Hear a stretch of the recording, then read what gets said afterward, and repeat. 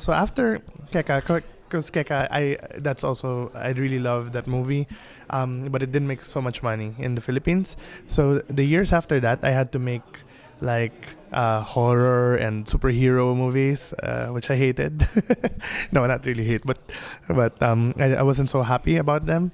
And at the same time, I put up a music bar in Manila, and we had a band. We have some CDs, so we'll be selling we'll be selling the CDs. It's a indie rock band. It's like Mates of State, girl, boy, like Bell and Sebastian type, and then and so so there we have that, and then I had a radio show also, and I think like for Rakenroll I was doing many music videos, maybe like around 30 or 40, just to get ready, just to know the bands, just to have a relationship with them, be more have a better and so that we could convey the story also. That's actually a lot of the movie happened in real life. Believe it or not, there's one character, Jackie Rocha. Almost all his lines really came from real people. In particular, one or two people. But a lot of people don't believe because it's like too good to be true. But that was a. I remember that also happened. The death metal scene. There was a band called De Fago. I don't know what De Fago means. Maybe it's Latin.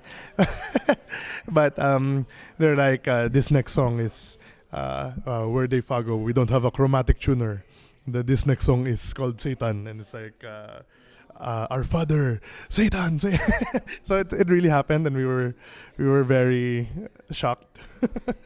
And some bands, like, there are legends that some bands even steal corpses and then they hang them during the. I never saw myself. But this scene is the inspiration for that scene. Actually, the Yagit, the flatmate, the inspiration is the guy himself, the actor. So he doesn't know how to act. Very hard to. We had like 8 takes, maybe 9 takes, but he's always like that. But he's a filmmaker, and he's very, a struggle as a filmmaker. We can see the revolution is here. He talks like that.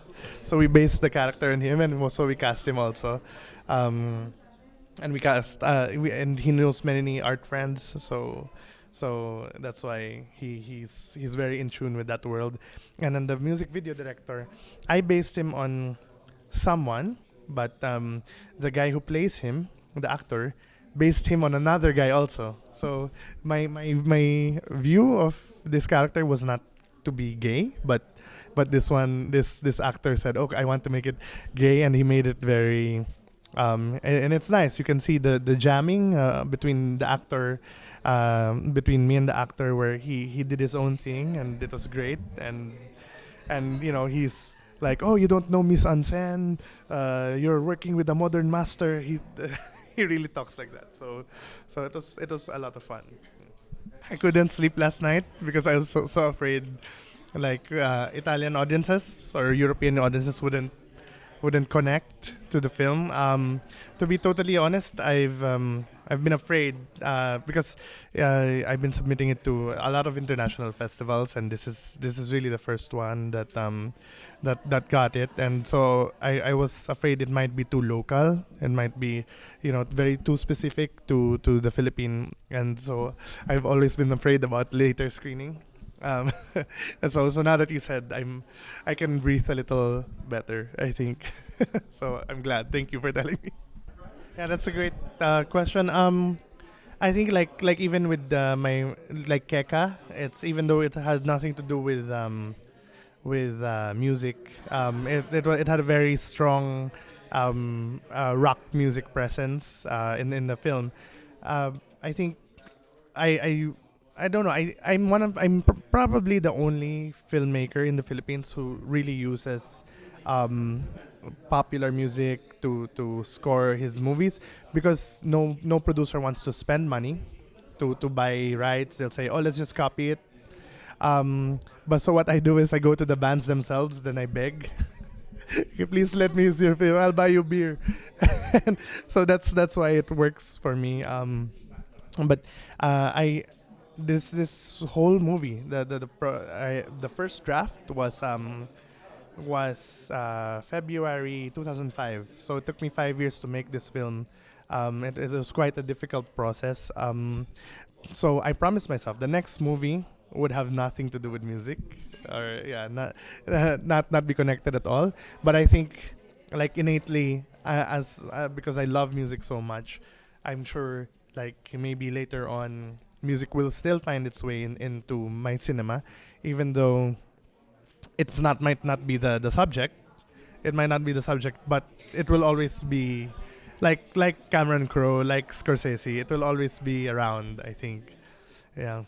Um, there's this magazine called Ekran, right? Slovenia. Actually, the film is dedicated to the editor, an editor in chief of Ekran, who it's a Slovenian magazine, and she passed away in Manila, but she was a good friend.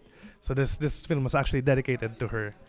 In yes, this film, Rakenroll, is dedicated to her and her boyfriend, who was a film critic. So.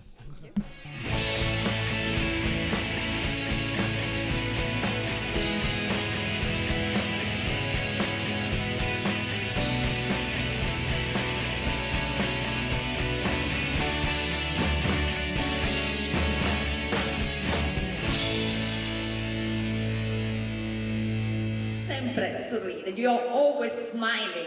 I love you. I love you too. Hey, I smell romance. Huh?